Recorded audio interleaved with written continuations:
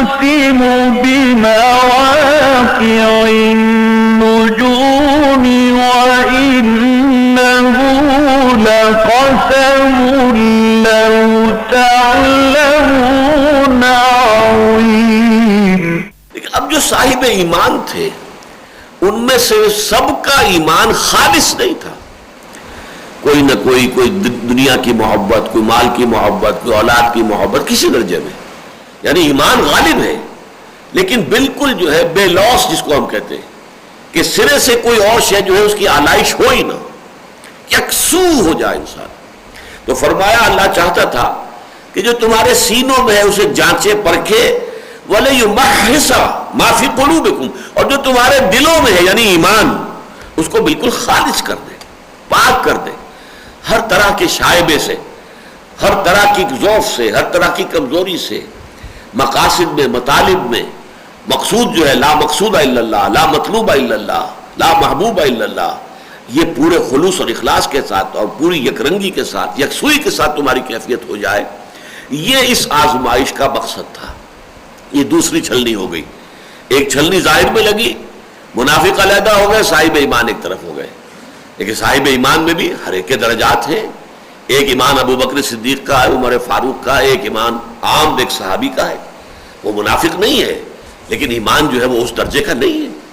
ایمان میں ضعف بھی ہو سکتا ہے، جو الفاظ ابھی ہم پڑھتے آ رہے ہیں کہ جن کے دلوں میں ایمان ضعف ذرا کمزور تھا، ان کے لیے یہ ہے کہ قد اہمتہم انفسہم یظنون باللہ غیر الحق ظن الجاہلیہ، ان کے اوپر جو وسوسہ شیطانی ہے اس کا غلبہ ہو گیا، حملہ ہو گیا، اس لیے کہ ان کا ایمان اتنا مضبوط نہیں تھا.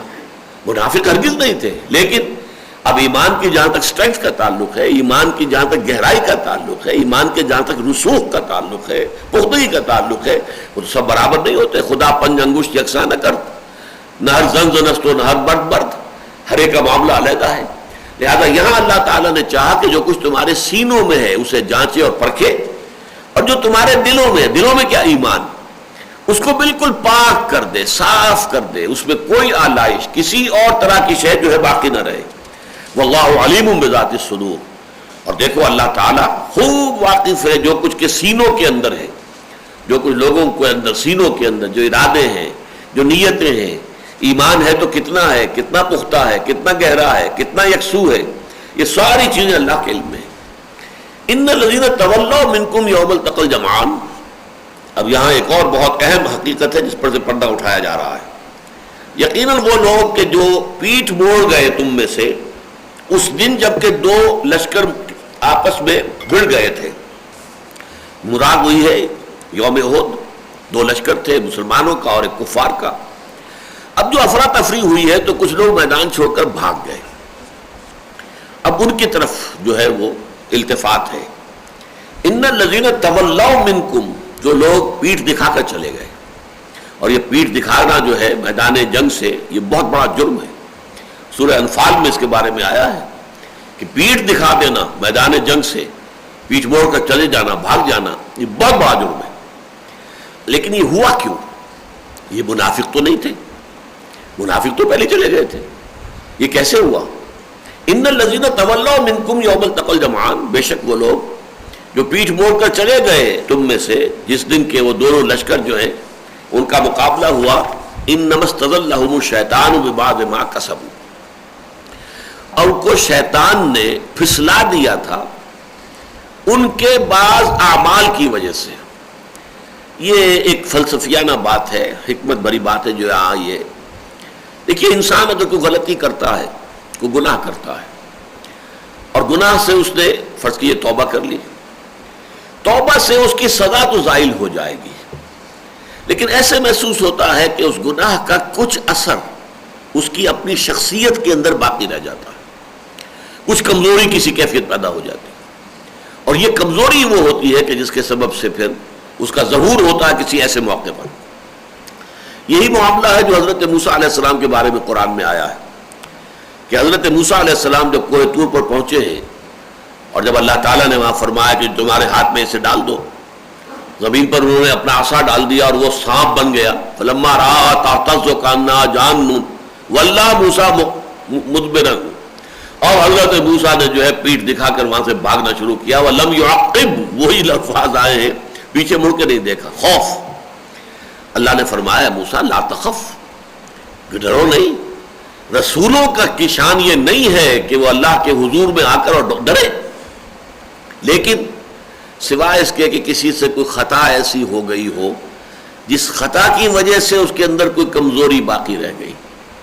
یہ اس کمزوری کا ظہور ہوا ہے جو ایک قبطی کو انہوں نے ہلاک کر دیا تھا. اگرچہ ہلاک کرنے کی نیت نہیں تھی, لیکن اس واقعے کی جگہ آپ پڑھیں سورہ قصص کے اندر تفصیل آتی ہے. وہ یہ ہے کہ حضرت موسیٰ نے دیکھا کہ 2 آدمی لڑ رہے ہیں. ایک ان کی قوم کا آدمی تھا اسرائیلی, ایک دشمن کا تھا وہ قبطی تھا. تو اب جب اسرائیلی نے استغاثہ کیا, مدد طلب کی حضرت موسیٰ سے, تو حضرت موسیٰ نے آؤ دیکھا نہ تاؤ ایک مکہ رسید کر دیا اس قبطی کے. فقضا علیہ, اس کی جان ختم ہو گئی, مارا گیا. اب یہاں خطا کیا ہوئی ہے؟ خطا یہ ہوئی ہے کہ آپ نے تحقیق تو کی نہیں. کیا پتا در حقیقت یہ اسرائیلی جو ہے شرارت اس کی ہو. جھگڑا تو اس کے ساتھ جو ہو رہا ہے, لیکن جھگڑا کیا تھا پہلے اس کی تحقیق ہونی چاہیے تھی. پھر یہ ہے کہ مجرم کو سزا دی جائے اور جو بھی جس پر ظلم ہو رہا ہے اس کی مدد کی جائے. تو یہ ایک خطا ہوئی ہے حضرت موسیٰ علیہ السلام سے.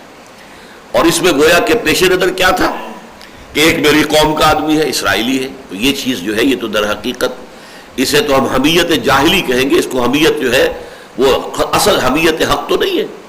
دیکھنا یہ چاہیے جیسے کہ سورہ نساء میں قرآن مجید میں فرمایا گیا کہ تم عدل کی بات کرو. یا ایھا الذین آمنوا کونوا قوامین بالقسط شہداء للہ ولو علی انفسکم او الوالدین والاقربین. چاہے کوئی بات تمہارے اپنے خلاف جا رہی ہو, حق کی بات, انصاف کی بات, یا تمہارے والدین کے خلاف یا رشتہ داروں کے خلاف, بہرحال تمہیں حق کی بات کہنی. تو یہ خطا تھی جس کی وجہ سے کہ حضرت موسیٰ علیہ السلام کی شخصیت کے اندر وہ ایک ضعف کے اثر باقی رہ گیا. وہی بات یہاں فرمائی جا رہی ہے کہ اس روز جو لوگ میدان جنگ کو پیٹھ دکھا کر نکل گئے, بھاگ گئے, تو در حقیقت ان کے بے باز ماں کا سبو, ان کے جو بعض اعمال تھے, ظاہر بات ہے اہل ایمان کے بھی سارے اعمال جو ہیں وہ سب کے سب ایک جیسے تو نہیں ہوتے, ایک معیار کے تو نہیں ہوتے. کبھی کوئی خطا بھی ہو جاتی ہے, اور خطا جو ہے جب اس کی توبہ ہو جائے تو وہ معاف بھی ہو جاتی ہے. لیکن ایسا محسوس ہوتا ہے واللہ عالم کہ انسانی شخصیت پر اس کا کوئی ریزیڈیول اثر باقی رہ جاتا ہے, جس کی بنا پر پھر شیطان کے حملے کی, جیسے ہم کہتے ہیں نا انسان کی ریزسٹنس جو ہے کم ہو جائے تو انفیکشن ہو جاتی ہے. وہی جراثیم ہوں, وہی حملہ کر رہے ہو, لیکن آپ کے اپنے اندر جو ہے ریزسٹنس جو ہے, قوت مدافعت آپ کی قوی ہے, تو ظاہر بات ہے کہ وہ جراثیم کچھ نہیں کر سکیں گے, وہ خود ہی ختم ہو جائیں گے. لیکن اگر آپ کی قوت مدافعت کمزور ہو گئی ہے تو وہ جراثیم آپ کے اوپر حملہ آور ہو جائیں گے. تو شیطان جو ہے انما استزلهم الشیطان, شیطان نے ان کے پاؤں ڈگمگا دیے. یہ ہے پھسل جانا, پھسلا دیے پاؤں ان کے شیطان نے ببعض ما کسب, ان کے بعض اعمال کی وجہ سے. وَلَقَدْ عَفَا اللَّهُ عَنْهُمْ, یہاں پھر اعلان کیا اللہ انہیں معاف کر چکا ہے. اس میں ایک واقعہ آتا ہے بہت اہم. جو لوگ اس روز میدان چھوڑ کر چلے گئے ان میں ایک بہت بڑا نام بھی ہے, اور وہ نام ہے حضرت عثمان رضی اللہ تعالی عنہ, ذو النورین, حضور کے دوہرے داماد. وہ بھی میدان چھوڑ کر چلے گئے تھے, اور اسی وجہ سے بعد میں جب فتنہ اٹھا ہے ان کی خلافت کے دور میں, تو جو لوگ تھے سبائی, انہوں نے ان کے الزامات میں سے اس کو بھی بڑا اچھالا کہ یہ شخص تو وہ ہے جو میدان چھوڑ کر غزوہ احد کے اندر میدان سے نکل گیا تھا, بھاگ گیا تھا. اس پر پھر صحابہ نے جواب دیا, وہ یہی تھا جو اب یہاں آ رہا ہے, وَلَقَدْ عَفَا اللَّهُ عَنْهُ, اللہ انہیں معاف کر چکا ہے. اب تم کون ہوتے ہو ان کے اوپر زبان تان دراز کرنے والے؟ تمہیں کوئی حق نہیں ہے. اللہ تعالیٰ نے جہاں ان لوگوں کی بعض اس کمزوری کے پہلو کو نمایاں کیا, وہاں صاف کہہ دیا وَلَقَدْ عَفَا اللَّهُ عَنْهُمْ, اللہ تعالیٰ انہیں معاف کر چکا ہے. ان اللہ غفور الرحیم, یقیناً اللہ تعالیٰ بہت بخشنے والا اور رحم اور حلیم ہے. حلیم یہاں پر آیا ہے. حلم اسے کہتے ہیں کہ آدمی فوری طور پر کوئی سزا نہ دے, بلکہ بڑے تحمل کے ساتھ, حلم اور بردباری کے ساتھ. یا ایھا الذین آمنوا لا تکونوا کالذین کفروا, اہل ایمان تم ان لوگوں کے مانند نہ ہو جانا کافروں میں سے جو تھے. وقالوا لاخوانہم, اور جنہوں نے کہا اپنے بھائیوں کے بارے میں اذا ضربوا فی الارض، جبکہ وہ کہیں زمین میں سفر پر تھے، او کانوا غزا، یا کہیں کسی جنگ میں شریک تھے، لو کانوا عندنا ما ماتوا وما قتلوا، تو ان کا اگر وہ ہمارے پاس ہوتے، نہ گئے ہوتے اس سفر پر، نہ گئے ہوتے شریک ہوئے ہوتے جنگ میں، تو نہ قتل ہوتے۔ اب یہ بھی در حقیقت وہی مشیت ازدی، اس کے خلاف جو ایک خیال ہے، یہ نہ ہوتا تو یوں ہو جاتا، اور یوں نہ ہوتا تو یہ ہو جاتا، اور ایسا ہوتا تو یہ نتیجہ نکلتا۔ یہ چیزیں جو ہے جیسا کہ میں نے کئی دفعہ آپ کو سنایا ہے کہ حضور نے فرمایا ان کلمۃ لو تفتح عمل الشیطان، کاش کہ ایسا ہو جاتا، کاش کہ یوں نہ ہوتا۔ یہ بات جو ہے در حقیقت ایمان کے ذرا گہرائی میں اتر کر دیکھیں تو ایمان کے منافی ہے۔ جو ہوا اس لیے ہوا کہ اللہ کو اس کا ہونا پسند تھا، منظور تھا، ہونا تھا۔ ہم تو شارٹ سائٹڈ ہیں، ہماری تو جو ہے نگاہ بہت تھوڑی دور تک جاتی ہے، اللہ کی نگاہ بہت دور تک جاتی ہے، اور وہ اس کی منصوبہ بندی، اس کی پلاننگ جو ہے بہت لمبی ہے۔ اس کی لانگ ٹرم پلاننگ میں پتہ نہیں اس کے ساتھ کیا حکمت وابستہ ہے، کیا خیر اس کے ذریعے سے اللہ تعالیٰ وجود میں لانا چاہتا ہے۔ ہمیں تو یقین یہ ہونا چاہیے بیدک الخیر، تیرے ہاتھ میں خیر ہی خیر ہے، چاہے بظاہر ہمیں بعض اوقات کوئی شے اپنے حق میں شر نظر آئے، یہ تکلیف دہ بات ہو گئی میرے لیے، بری بات ہو گئی، وہ بری بات میرے لیے ہے، مجھے محسوس ہو رہی ہے، کیا پتا کہ ان دی لانگر پلاننگ، جو اللہ کی طویل جو پلاننگ ہے، اس میں اس کے اندر کتنا بڑا خیر مضمر ہو۔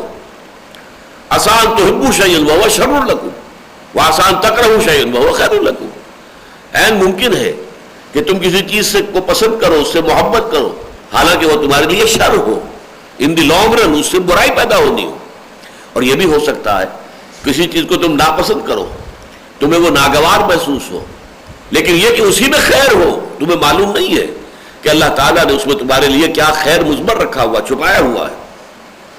تو فرمایا ان لوگوں کے مانند نہ ہو جانا جنہوں نے کفر کیا، اور اپنے ان بھائیوں کے بارے میں جو کہیں سفر میں تھے وہاں بیمار ہوئے ہلاک ہو گئے، یا کہیں جنگ میں گئے تھے وہاں قتل ہو گئے۔ تو لوگوں نے اگر یہ کہا کہ لو کانوا عندنا ما ماتوا وما قتلوا، اگر وہ ہوتے ہمارے پاس، نہ سفر پر گئے ہوتے، نہ جنگ میں شریک ہوتے، تو نہ مرتے اور نہ قتل ہوتے۔ لِيَجْعَلَ اللَّهُ ذَلِكَ حَسْرَةً فِي قُلُوبِهِمْ، اصل میں یہ سب کچھ اس لیے ہے کہ اس کی بنا پر اللہ تعالیٰ ان کے دلوں میں حسرت پیدا کر دینا چاہتا ہے، ہائے کاش وہ نہ گیا ہوتا۔ یہ گویا کہ نقد سزا مل رہی ہے تمہارے ایمان کے اس ضعف کی، یہ حسرت، یہ انگیٹھی جو تمہارے دلوں میں جل رہی ہے اس وقت، اندر ہی اندر اس کی آگ جو ہے وہ تمہیں تپا رہی ہے، یہ بھی اللہ کی ایک سزا ہے، یہ ضعف ایمان کا ایک نتیجہ ہے جو فوری نکل رہا ہے۔ تنزيل من رب العالمين لِيَجْعَلَ اللَّهُ ذَلِكَ حَسْرَةً فِي قُلُوبِهِمْ، تاکہ اسے اللہ تعالیٰ ذریعہ بنا دے ان کے دلوں میں حسرت کا، افسوس کا۔ وَاللَّهُ يُحْيِي وَيُمِيتُ، حالانکہ بندہ مومن کو تو یہ سمجھنا چاہیے کہ اللہ ہی زندہ رکھتا ہے، اللہ ہی مارتا ہے، وقت معین ہے ہر ایک کا، وہ آنا ہی آنا ہے، ہر صورت آنا ہے۔ جیسا کہ ابھی ہم نے پڑھا جن لوگوں کا وقت آ گیا تھا وہ گھروں میں بھی ہوتے، تو کسی نہ کسی بہانے انہوں نے وہاں پہنچ جانا تھا جہاں ان کا قتل ہونا جو ہے وہ اللہ تعالیٰ کے علم میں پہلے سے طے تھا، وہ تو ہونا تھا۔ اس اعتبار سے واللہ یحیی و یمیت، اللہ ہی زندہ رکھتا ہے اور اللہ ہی موت دیتا ہے۔ واللہ بما تعملون بصیر، اور جو کچھ تم کر رہے ہو اللہ اسے دیکھ رہا ہے۔ وَلَئِن قُتِلْتُمْ فِي سَبِيلِ اللَّهِ، اگر تم اللہ کی راہ میں قتل ہو جاؤ، او متم، یا تم اپنے گھروں میں چارپائیوں پر پڑے ہوئے تمہارا انتقال ہو جائے، موت تمہیں آ کر دبوچ لے، تو یقیناً لَمَغْفِرَةٌ مِّنَ اللَّهِ وَرَحْمَةٌ خَيْرٌ مِّمَّا يَجْمَعُونَ، تو اللہ تعالیٰ کی طرف سے جو مغفرت ملنے والی ہے اور جو رحمت، وہ یقیناً اس سب سے بہت بہتر ہے جو یہ جمع کر رہے ہیں۔ یعنی یہ کہ اصل شے جس کی طرف توجہ ہونی چاہیے کہ ہم اللہ تعالیٰ کی مغفرت کے حقدار بن سکیں، اللہ تعالیٰ کی رحمت کے مستحق بن سکیں۔ باقی موت اس شکل میں آئے یا اس شکل میں آئے، جیسا کہ حضرت خالد ابن ولید کے بارے میں آتا ہے رضی اللہ تعالیٰ عنہ، وہ کہتے ہیں کہ میرے جسم میں 4 انگلیوں کے مانند بھی جگہ نہیں ہے کہ جہاں کوئی نہ کوئی تلوار کا یا نیزے کا زخم نہ ہو، لیکن دیکھو میری حالت، کہ میں اونٹ کی طرح گھر میں چارپائی پر پڑا مر رہا ہوں، یعنی مجھے اللہ تعالیٰ کی طرف سے شہادت نصیب نہیں ہونی تھی، نہیں ہو رہی. کتنی جنگوں میں لڑا، کس طرح لڑا، بے جگری سے لڑا، کتنی مرتبہ زخمی ہوا، میرے جسم کے جو ہے وہ یوں سمجھئے کہ چھلنی ہوا زخموں سے، تو چاہے تلواروں کے زخم بھی ہیں اور نیزوں کے زخم بھی ہیں، لیکن دیکھ لو موت میری جو ہے وہ اس بسترے کے اوپر آ رہی ہے. فلا نامت آیون الجبناء، تو دیکھو میرے اس حقیقت کو دیکھ کر، میرے اس حال کو دیکھ کر جو بزدل ہیں انہیں سبق حاصل کرنا چاہیے. نہیں، بزدل آدمی جنگ میں جانے سے ڈرتا ہے کہ موت نہ آ جائے. موت جو ہے وہ جنگ میں جانے سے نہیں آتی ہے، موت تو اللہ کے حکم سے آتی ہے. اگر اس کا وقت آ گیا ہے تو گھر میں بھی ہوگا تو مرو گے. لیکن یہ کہ یہ جو بھی جبن ہے انسان میں، یہ حضرت خالد ابن ولید کا قول ہے، فلا نامت آجون الجبناء، تو جو نامرد لوگ ہیں یا بزدل لوگ ہیں ان کی آنکھیں جو ہیں ان کو سونا نہیں چاہیے. یعنی اس حقیقت کو کھول کر دیکھ لیں کہ میں خالد ابن ولید کتنی جنگوں میں حصہ لینے والا اور جس کا جسم جو ہے چھنا ہوا ہے زخموں سے، لیکن میری موت جو ہے وہ بستر پر گھر میں ہو رہی ہے. لہذا یہ بات نوٹ کر لینی چاہیے کہ جنگ میں جانے کا مطلب یہ نہیں ہے کہ لازماً موت آ جائے. لہذا اس کی وجہ سے کوئی بزدلی نہیں ہونی چاہیے. وَلَئِن قُتِلْتُمْ فِي سَبِيلِ اللَّهِ أَوْ مُتُّمْ لَمَغْفِرَةٌ مِّنَ اللَّهِ وَرَحْمَةٌ خَيْرٌ مِّمَّا يَجْمَعُونَ، تو جو رحمت ہے اللہ کی طرف سے اور مغفرت وہ یقیناً بہت بہتر، قیمتی، وقی ہے ان تمام چیزوں سے جو وہ جمع کر رہے ہیں. وَلَئِن مُتُّمْ وَقُتِلْتُمْ لَإِلَى اللَّهِ تُحْشَرُونَ، اور کیا فرق واقع ہوتا اگر تم مرو یا قتل ہو جاؤ. تو موت تو دونوں شکلوں میں آ گئی نا، چاہے بستر پہ پڑ کے موت آئی ہے اور چاہے قتل ہو کر موت آ گئی ہے. لا الى اللہ تحشرون، ظاہر بات ہے کہ ہر حالت میں دونوں صورتوں میں بہرحال تمہیں اللہ ہی کی طرف دھکیلا جائے گا، جمع کیا جائے گا، پہنچنا تو وہی ہے، بارگاہ خداوندی ہی میں حاضری ہو کر رہے گی. اب اس کے بعد جو آیت آ رہی ہے یہ بھی اس سورہ مبارکہ کی بڑی عظیم آیات میں سے ہے، اور نظم جماعت کے حوالے سے اور خاص طور پر کسی جماعت اقامت دین کے لیے قائم ہونے والی جماعت کے امیر کا جو طرز عمل ہونا چاہیے اس کے لیے گویا کہ نہایت ہی جامع ہدایت نامہ ہے یہ آیت. فَبِمَا رَحْمَةٍ مِّنَ اللَّهِ لِنْتَ لَهُمْ، تو یہ اللہ تعالیٰ کی رحمت کا مظہر ہے اے محمد صلی اللہ علیہ وسلم کہ آپ ان کے حق میں بہت نرم ہیں. حضور کی طبیعت میں شفقت، رحمت، یہ بہت غلبہ تھا. اسی رحمت اور شفقت کا غلبہ جو ہے اس کا ایک مظہر تھا کہ غزوہ بدر کے بعد آپ کی رائے بھی ہوئی، حضرت ابو بکر صدیق رضی اللہ تعالیٰ عنہ کی رائے بھی ہوئی کہ یہ قیدی جو ہے انہیں فدیہ لے کر چھوڑ دیا جائے، اگرچہ اللہ کو وہ بات پسند نہیں آئی. حضرت عمر کی رائے کی توثیق کی اللہ تعالیٰ نے وحی کے ذریعے سے. لیکن یہ کہ طبیعت میں جو ایک نرمی ہے، شفقت ہے، یہ حضور کی یوں سمجھیے کہ جس کو ہم کہتے ہیں سیکنڈ نیچر، وہ آپ کی طبیعت ثانیہ بن چکی تھی. اب ظاہر بات ہے کہ وہ اہل ایمان کے حق میں تو اور بھی زیادہ نہایت شفیق. فَبِمَا رَحْمَةٍ مِّنَ اللَّهِ لِنْتَ لَهُمْ، یہ بھی در حقیقت اللہ کی رحمت کا ایک مظہر ہے اے نبی کہ آپ ان کے حق میں بہت نرم ہیں. وَلَوْ كُنْتَ فَظًّا غَلِيظَ الْقَلْبِ، اور اگر ہوتے آپ تند خو اور سخت دل، لَانْفَضُّوا مِنْ حَوْلِكَ، تو یہ آپ کے ارد گرد سے چھٹ جاتے، چلے جاتے، منتشر ہو جاتے. یعنی وہ جو اقبال نے کہا ہے، کوئی کارواں سے ٹوٹا کوئی بدگماں حرم سے، کہ امیر کارواں میں نہیں خوئے دل نوازی.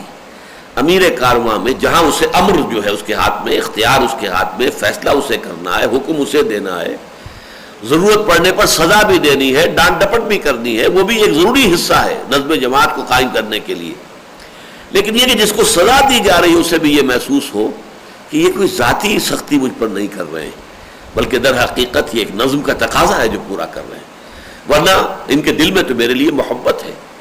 فَبِمَا رَحْمَةٍ مِّنَ اللَّهِ لِنْتَ لَهُمْ، تو یہ بڑے اللہ کے رحم اور کرم اور فضل کا مظہر ہے نبی صلی اللہ علیہ وسلم کہ آپ ان کے حق میں بہت نرم ہیں، شفیق ہیں.